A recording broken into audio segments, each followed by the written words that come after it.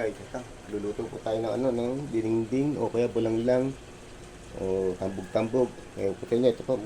Ito po yung mga sangkap natin. Yan. Kalabasa, yan. Okra. Ito, nakapitas po ng talbos ng kamote. Saka ng alakbate.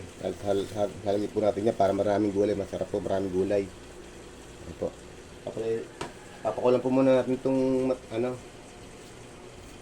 itong kamatis at saka sibuyas para saka itong kalabasa at saka kamote.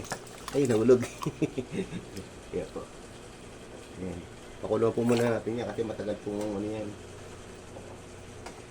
Matagal pong lumambot. Kaya yung pwede pagsabay-sabay ng tambog. Pag medyo malambot na po siya, sakto natin lahat ang yan lang Ang papaano lang po natin dyan, itong bangus. Yan po. Iprito po muna natin yan.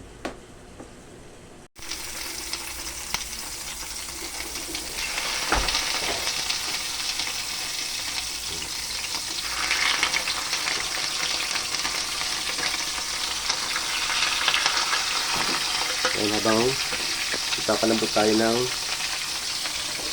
itong ating kamote saka kalabasa.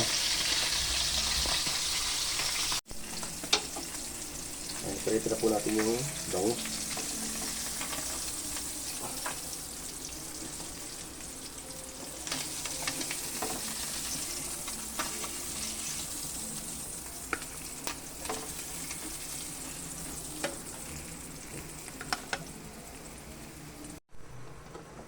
Ayun guys, napalambutan na natin yung kalabasa at saka yung kamote. Lagyan na po natin itong okra,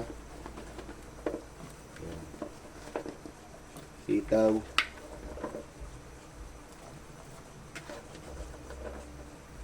saka po itong ampalaya. Yan. Ayan guys, palambutan na natin yung itong gulay. Lagyan pa natin ng itong gulay. Ito po. So, lagyan po muna natin itong talbos ng kamote yung naani ko sa bakurang ko. Yan.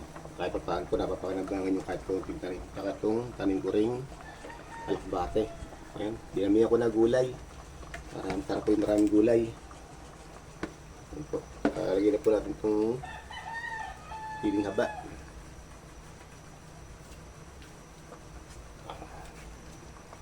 Ayan.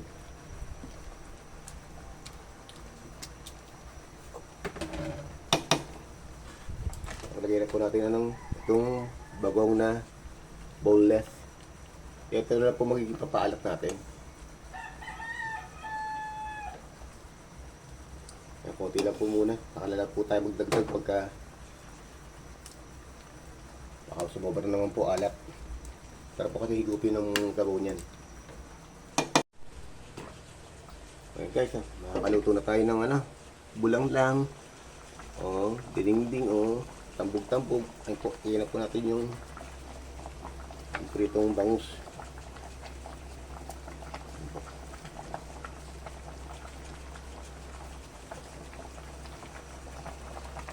So, sarap po yan. Isabaw. Saka marami pong gulay. Ayan po. Ayan. Marami pong gulay yan sa ilalim. Ayan po. Puro gulay po tayo ngayon. Ayan. Salamat po.